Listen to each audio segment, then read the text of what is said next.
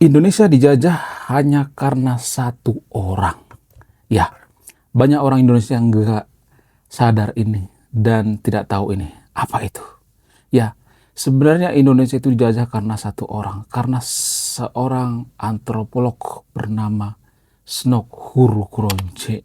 Mungkin ada sahabat yang nonton video ini kalau suka dengan sejarah, ya, kalau suka dengan ilmu sosial dan lain sebagainya, pasti tidak asing lagi dengan Snok Hurugronje. Jadi Snok Hurugronje ini ya, salah satu tokoh paling misterius yang ada di Indonesia ya. Sebenarnya Snok Hurugronje ini penasehat daripada Belanda. Kenapa dia dijadikan sebagai penasehat? Karena kepiawaannya dalam bidang antropolog. Banyak orang mengatakan bahwa Snok Hurugronje itu sebenarnya adalah seorang orientalis. Tapi kalau menurut saya pribadi, Snok Hurugronje itu adalah seorang antropolog dan karya-karyanya banyak bertema antropologi. Apa sih antropolog? Kenapa Snok Hurugronje setelah mengetahui ilmu antropolog meneliti dalam bidang antropologi sehingga dia bisa menjajah Indonesia, sepengaruh itu ternyata ya, kalau kita belajar antropologi bisa menjajah suatu bangsa. Apa sih pengertian daripada antropolog? Antropologi itu adalah mempelajari manusia secara holistik ya, baik secara tradisi, budaya, filosofi, prinsip, ya, dan lain sebagainya.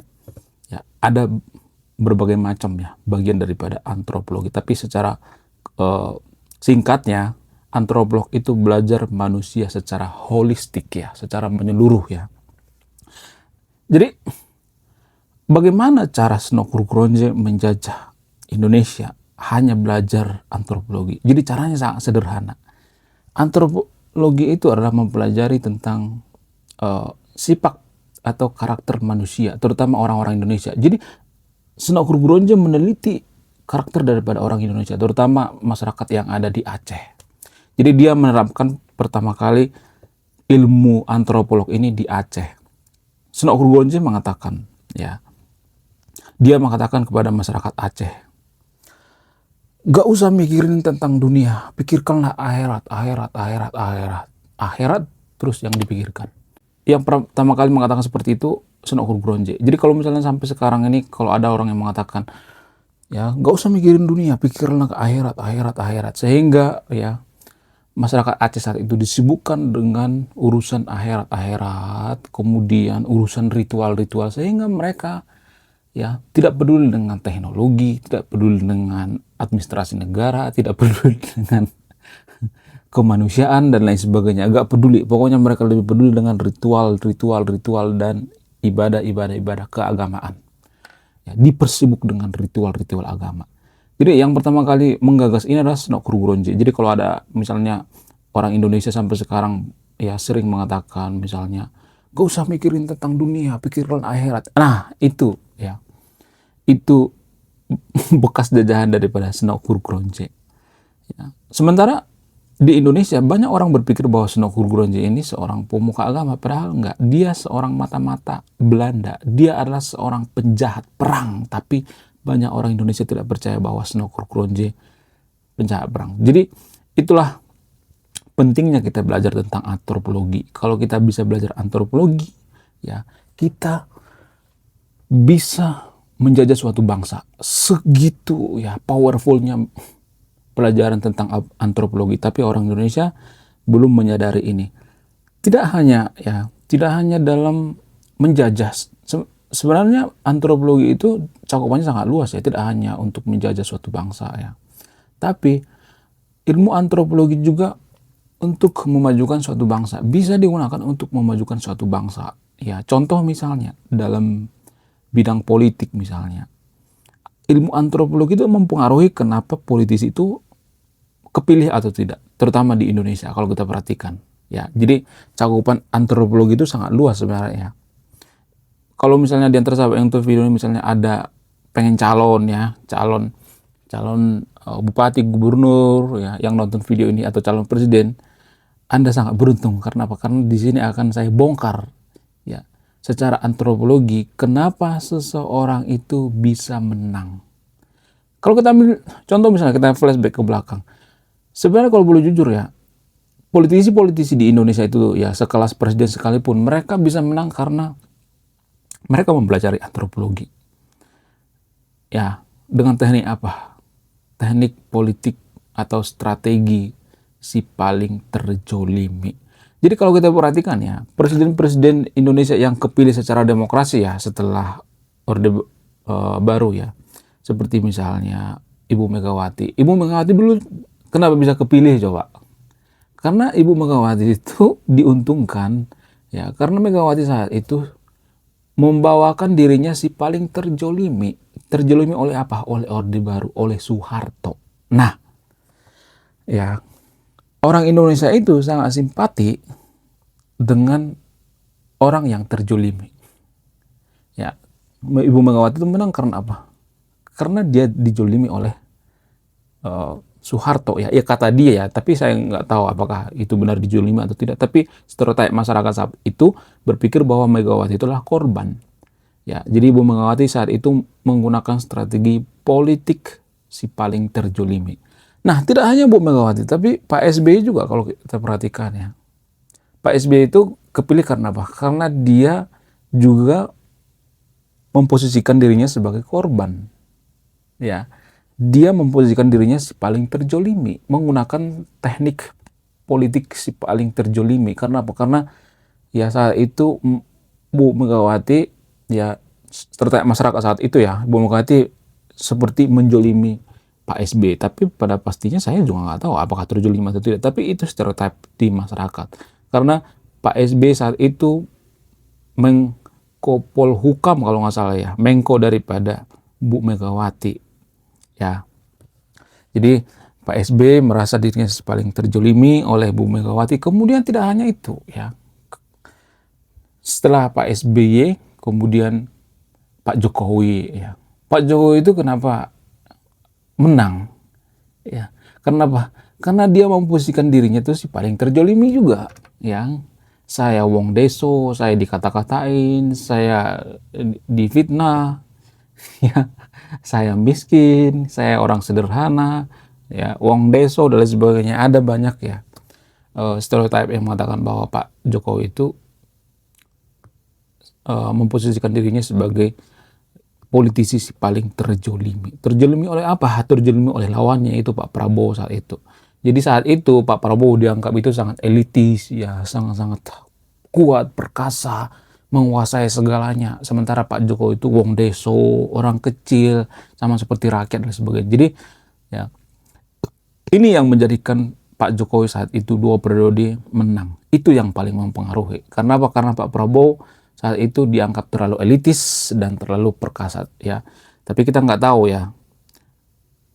Sekarang ini mereka rangkul-rangkulan, mereka peluk-pelukan. Jadi politik itu sebenarnya sangat tidak bisa ditebak. Kemudian Pak Prabowo, kenapa Pak Prabowo kemarin menang? Karena apa? Karena Pak Prabowo merasa si paling terjolimi.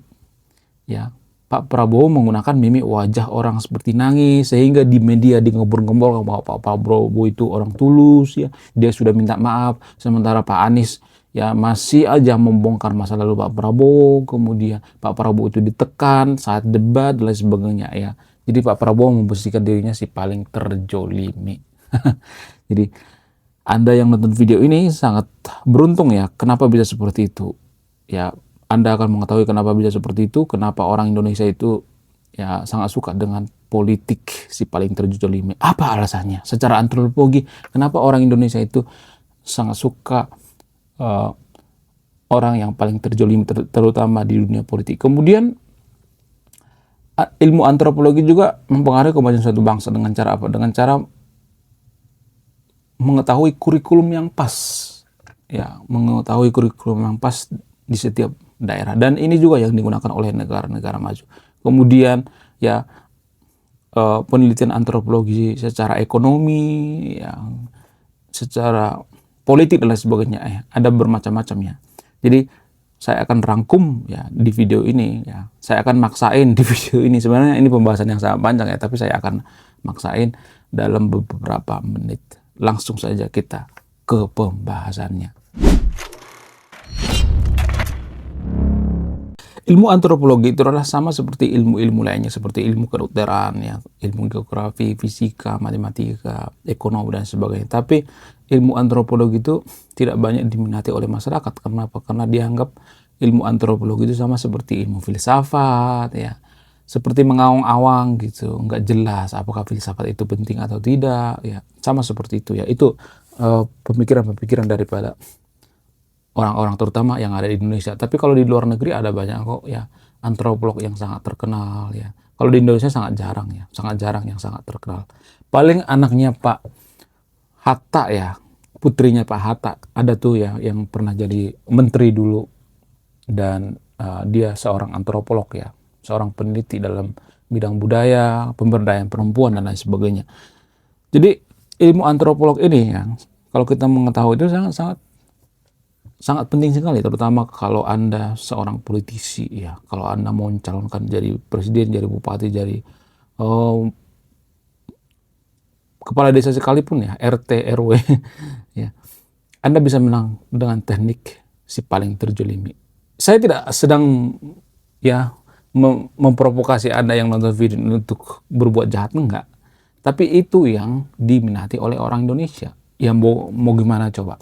Kan politisi itu kan sama seperti pengusaha, ya, seperti pedagang. Jadi yang beli dagangan mereka itu siapa? Masyarakat. Jadi kalau misalnya kita nih, ya, kita menggembar-gemborkan misalnya nih program kita seperti ini, seperti itu, masyarakat nggak tertarik itu, nggak peduli. Jadi yang duluan viral itu sebenarnya sesuatu yang berbau emosional, yaitu si paling terjolimi, oh saya dihianati, oh saya dikucilkan, ya, sama seperti yang dilakukan oleh Pak Jokowi zaman dulu, ya, Pak Prabowo, ya. Dan kalau misalnya ada yang mengatakan kok kelihatan nggak ini, yang nggak produktif, nggak, kinerjanya nggak bagus, kita kan nggak bisa hidup dari air mata politisi, nggak bisa. Kita hidup dari kinerja, karena air mata politisi itu nggak bisa, ya, membenarkan jalan yang rusak, ya. Misalnya ada yang mengatakan seperti itu, tapi biasanya kritik-kritik seperti ini nggak familiar di masyarakat pada umumnya. Hanya orang-orang yang terdidik, ya, atau kaum intelektual yang paham ini, teknik ini. Tapi kalau pada umumnya enggak, ya. Jadi masyarakat itu sampai sekarang saya melihat, ya, terutama masyarakat Indonesia itu masih, ya, sangat emosional, ya, dalam memilih, ya. Nah, yang jadi pertanyaan, kenapa orang Indonesia itu sangat suka dengan politisi si paling terjolimi? Kenapa bisa seperti itu? Apa alasannya? Salah satu alasan yang paling mempengaruhi itu adalah karena masyarakat Indonesia itu adalah masyarakat yang emosional, ya, tidak rasional. Pada umumnya orang Indonesia itu lebih tertarik sesuatu hal yang berbau emosional, ya, seperti gimmick-gimmick, ya, kemudian cerita-cerita saya dijolimi, ya, saya difitnah, saya direndahkan, dan lain sebagainya. Jadi orang-orang Indonesia itu lebih suka seperti itu. Nah, yang jadi pertanyaan, kenapa orang Indonesia suka seperti itu? Apa alasannya?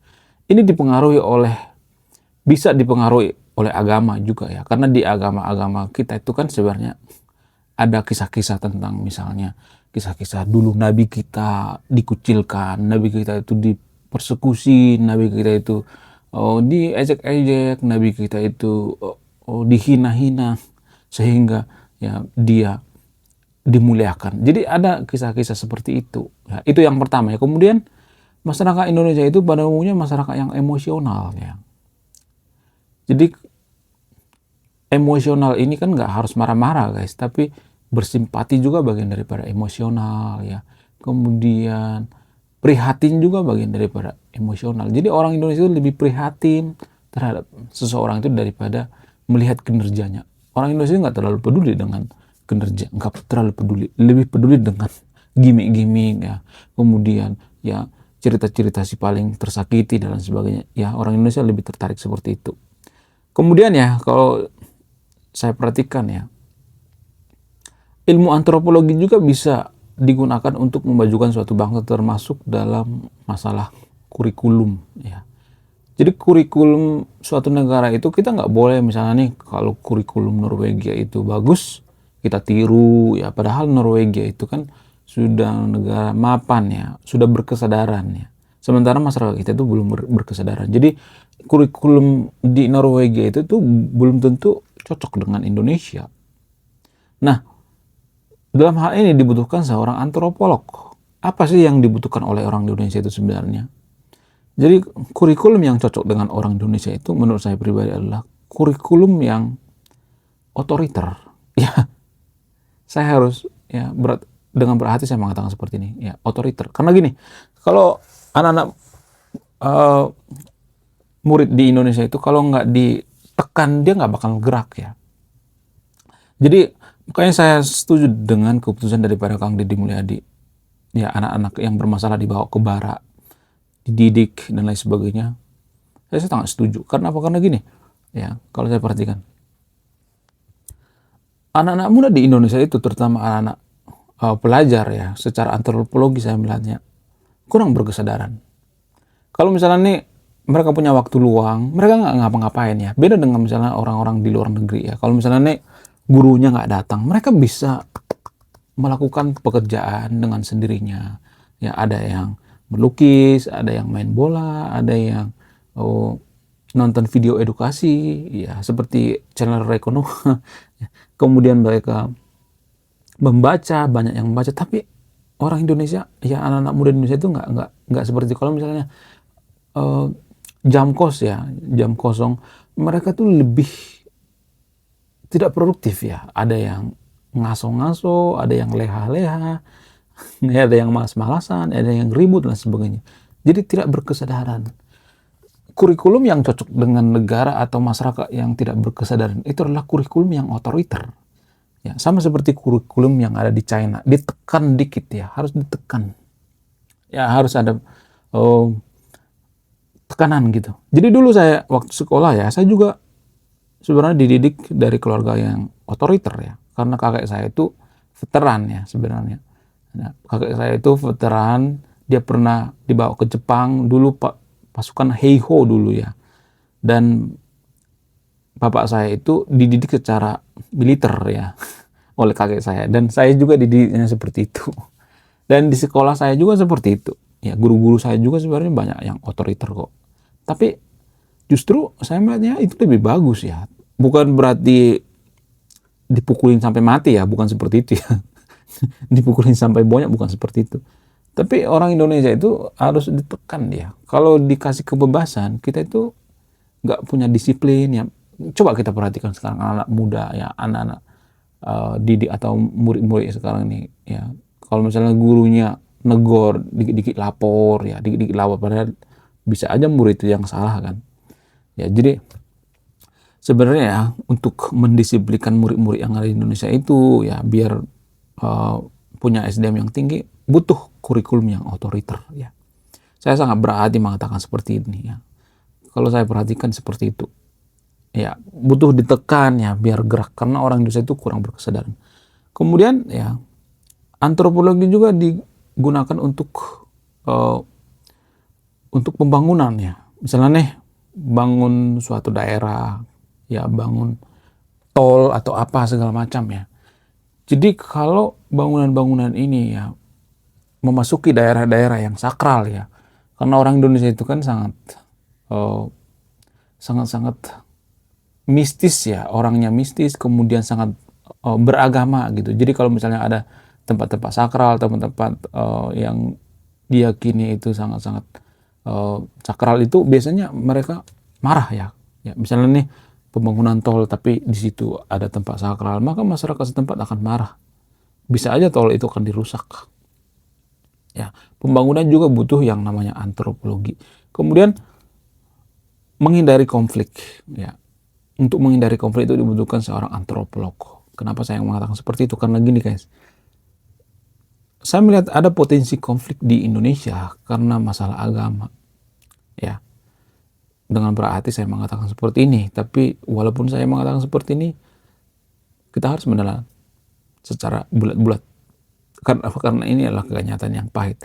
Kenapa saya mengatakan seperti itu? Karena saya melihat ya, akhir-akhir ini banyak orang yang debat TikTok di media sosial, debat tentang agama, kemudian debat ya banyaklah debat-debat ya, kemudian ada persekusi rumah ibadah, ada bubarin paksa dan sebagainya. Jadi ada kemungkinan di masa depan atau beberapa tahun lagi akan konflik. Nah, untuk meredam konflik ini sebenarnya dibutuhkan seorang antropolog ya. Anak-anak muda yang mengerti tentang antropologi. Konflik seperti apa yang terjadi? Kenapa bisa seperti itu? Jadi gini guys, sebenarnya ya ini berulang-ulang saya katakan di video saya. Sebenarnya agama itu terkontaminasi dengan budaya, dengan egosentris, dengan tradisi di mana agama itu diciptakan. Nah, karena terkontaminasi dengan budaya, egosentris, kemudian tradisi, maka agama itu bisa saja melahirkan konflik. Sama seperti agama mayoritas di Konoha misalnya. Kenapa sering membubarkan ibadah paksa? Ya, kemudian sering mempersekusi, mempersulit dan sebagainya. Kenapa? Karena ada yang namanya persaingan. Mereka takut kehilangan umat. Mereka nggak mau ya umat mereka itu jadi minoritas ya. Misalnya nih mayoritas itu ketakutan nanti orang-orang dari kita itu keluar gitu. Jadi ya sengaja dipersulit pembangunan rumah ibadah dan sebagainya. Kenapa bisa seperti itu? Ya karena ideologi agama itu mengharuskan seperti itu. Ideologi agama mayoritas di Konoha itu kan seperti itu. Ideologinya apa? Sangat kompetitif, bersaing ketat. Ya, itulah alasannya kenapa di Indonesia itu sering terjadi konflik, pembubaran ibadah paksa dan sebagainya. Jadi kalau ada seorang antropolog atau banyak orang antropolog di Indonesia memahami hal ini, maka tidak akan terjadi konflik.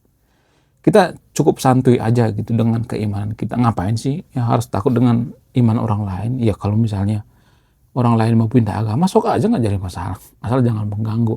Jadi menurut saya pribadi ya, justru karena ideologi agama ini sangat kompetitif, di mana saat agama itu diciptakan terkontaminasi dengan tradisi-tradisi, budaya-budaya Arab misalnya, maka ketika kita ekspor ke Konoha misalnya, maka ini jadi problematik ya, masalah besar dan bisa menjadikan gesekan-gesekan, konflik dan pecah belah.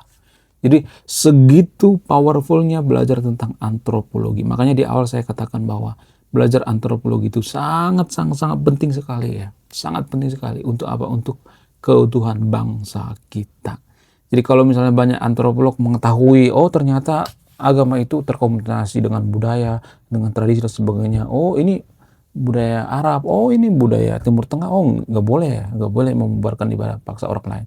Ngapain harus membubarkan? Ya, nanti akan terjadi konflik dan sebagainya, akan bubar. Jadi kalau ada yang mempelajari hal ini, banyak antropolog di Indonesia, maka Indonesia tidak akan terjadi konflik. Itulah pentingnya belajar antropolog. Oke, sekian video ini. Terima kasih sudah menyimak dan memahami. Saya Arda Konoha, salam rasional.